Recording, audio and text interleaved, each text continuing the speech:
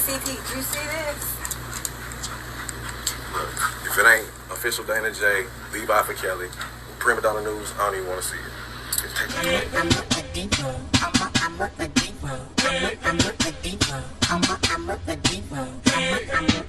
Surprisingly, we can see how small the industry really is.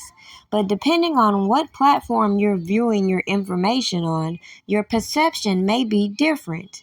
Like, for example, if you're viewing things on Facebook, on YouTube, or on Google, you may have varying points of views. No matter what platform you're on, however, you can notice that whatever the content is about, you can always bet the titles and the talking points are always going to be around salacious details. Like take Kanye West, for example.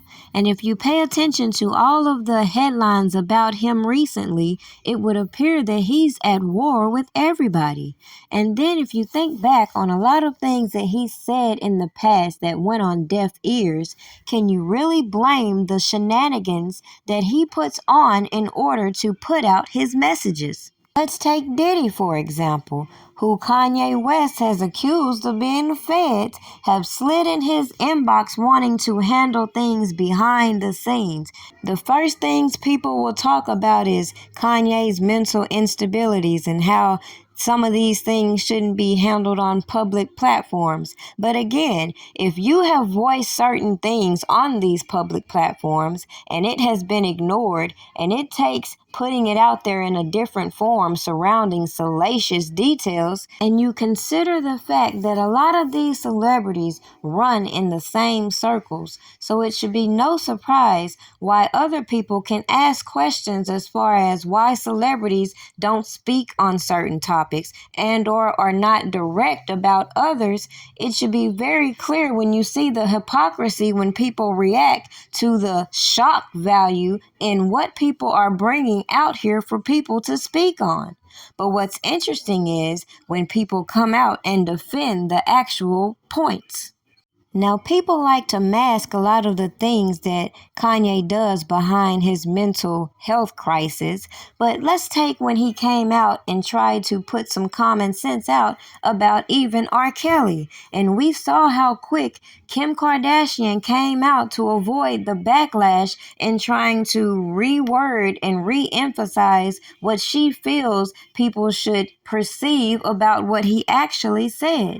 Instead of people being able to relate to R. Kelly and Kanye being that they were in parallel situations, now people want to separate R. Kelly from being in this situation and give that same cloud of guilt because they don't want to face the backlash. But now when we look on social media and we see them again trying to play into Kanye West being mentally unstable, even though nobody has acted on this in all these years, and now Kim is trying to act like she's so in fear for her daughter and children's safety because Kanye West has allegedly leaked information. I find it very comical how Candice Owens came out and leaked some very controversial audio from Kim Kardashian. Like, have fun with old hag Whitney Houston. Like, she's so sick, and like, Craig is definitely not whack with you guys because you are just, honestly, it like makes me laugh on how disgusting you guys look. You know what I'm saying? You're in Vegas with Whitney, and you need to go hang out with your old, like, friend, and it's not right, but it's okay.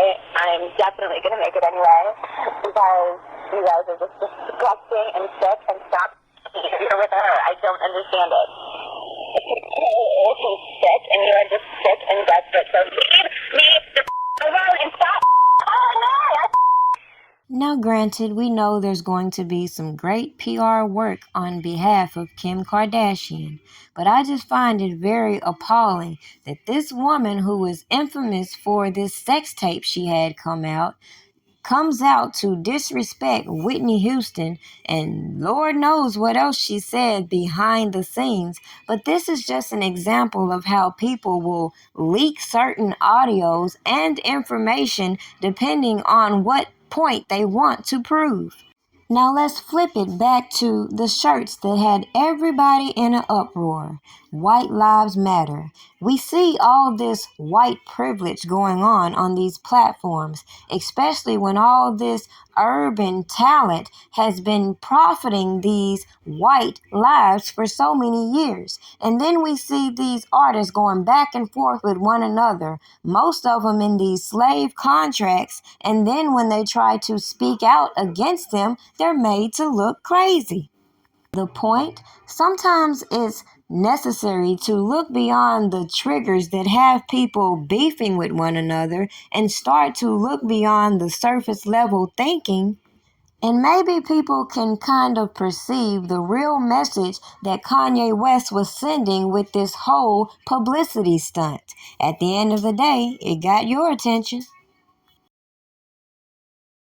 What's up? Check this out, y'all. I am not about to be addressing every last thing that's going on in the world on the internet. But the thing I do have to address is this White Lives Matter t-shirt. I've always been there and I will always support my brother Kanye as a free thinker. But the White Lives Matter t-shirt, I don't rock with it. You know what I'm saying? I'm not with it. And with the press and what fashion is doing, thinking it's a joke. But right now, all America has planned for us is poverty, incarceration, and death. So before I could get to any other lives matter, which all lives matter, you know what I'm saying? That Black Lives Matter, don't play with it. If you don't wear the shirt, don't buy the shirt, don't play with the shirt. It's not a joke. It's very interesting watching Kanye West then go on to expose his messages from Diddy. Because as people often talk about, when you begin to speak on certain things, strange things happen in your life. So I don't blame him, considering everybody think he's crazy anyway. And a lot of these show people like to put on these public fronts and handle things behind the scenes. Meanwhile, it's so many accusations that could be addressed when it comes to people like Diddy, when it comes to people like Ray J even.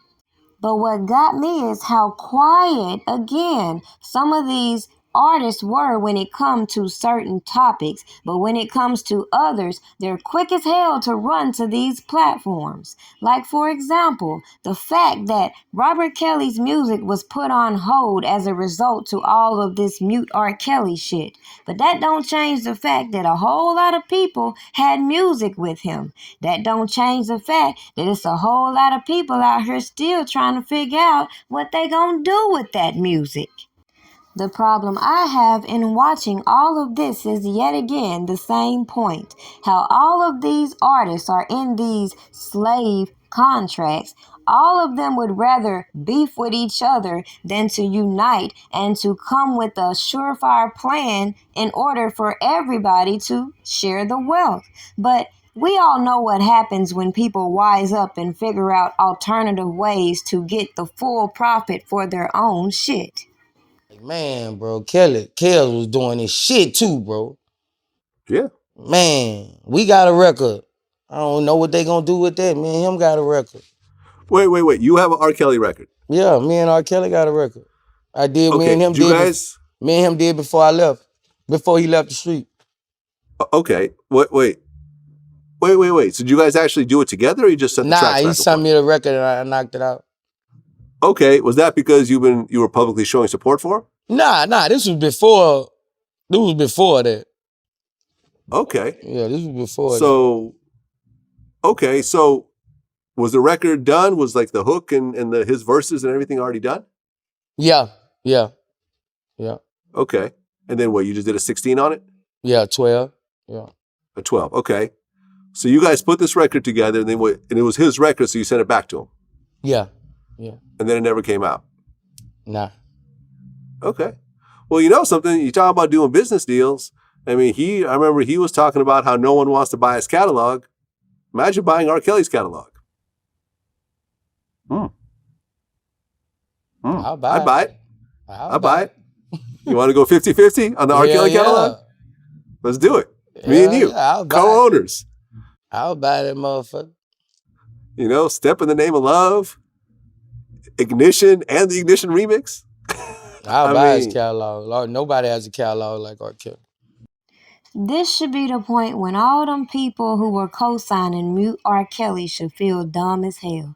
Cause like I said a long time ago, this was never about muting R. Kelly. They just didn't want him to profit anymore. But if you thought they weren't gonna try to finesse their way to getting the money, you crazy as shit. But when it comes to some of these people, they knew exactly what they were doing. And they were aiming towards that restitution, huh?